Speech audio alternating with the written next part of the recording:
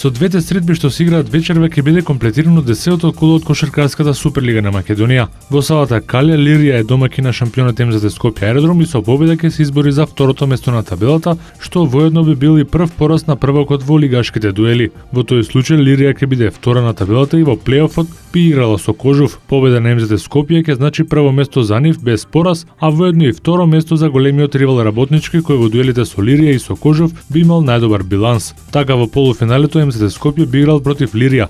Во вториот надпревар од ова 10-то коло во Струмица истоимената екипа се среќава со Куманово, тим кој ги загуби шансите за плейофот по вчерашната победа од 69-66 на Работнички над Кожув. Пласман во плейофот имаат изборено МЗТ Скопје Аеродром, Лирија, Работнички и Кожув. Полуфиналните двојки ќе бидат познати вечерва.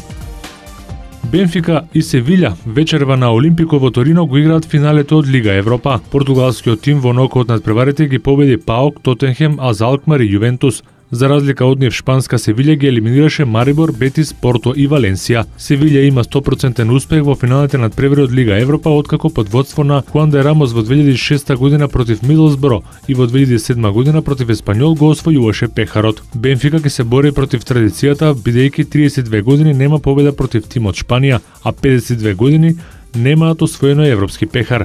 Бенфика има 2 титули во Лигата на шампионите во 60-та и 61-та година. За тимот од Лисабон ова ќе биде 10-то финале во европските купови, а ги загуби последните 7, меѓу кои ланското финале со Челси со 1-2 во Лига Европа. Финалниот надпревар ќе го суди германецот Феликс Брих.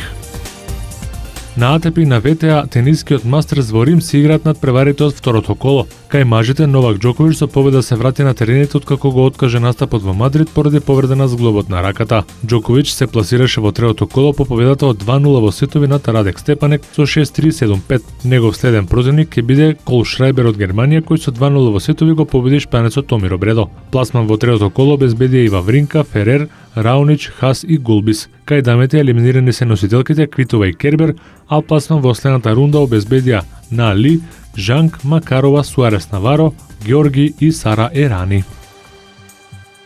Две средби од втората плейоф рунда се одиграа синоќа во NBA лигата. На истокот Индијана ја пропушти првата меч топка против Вашингтон Визардс и на домашен терен убедливо загуби со 102-79. Вашингтон со оваа победа намали на 3-2 во победи и следниот меч го игра на домашен терен. Гортат беше извореден со 31 поен и 17 скока, а добра партија прикаже и Џон Вол со постигнати 27 поени. Кај Индијана Дейвид Вест беше најдобар со 17 поени и 6 скока.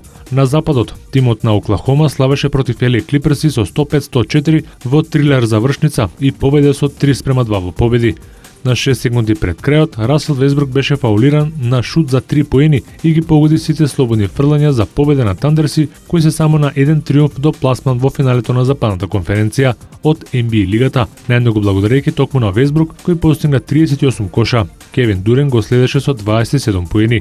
На спротивната страна Блейк Грифин даде 27 коша и 17 скока. Следниот надпревар Лос Анџелес Клиперс го игра на домашен терен. Вечерва се играат исто така петте пресметки од полуфиналните серии помеѓу Мајами и Бруклин на истокот, односно Сан Антонио и Портланд на западот.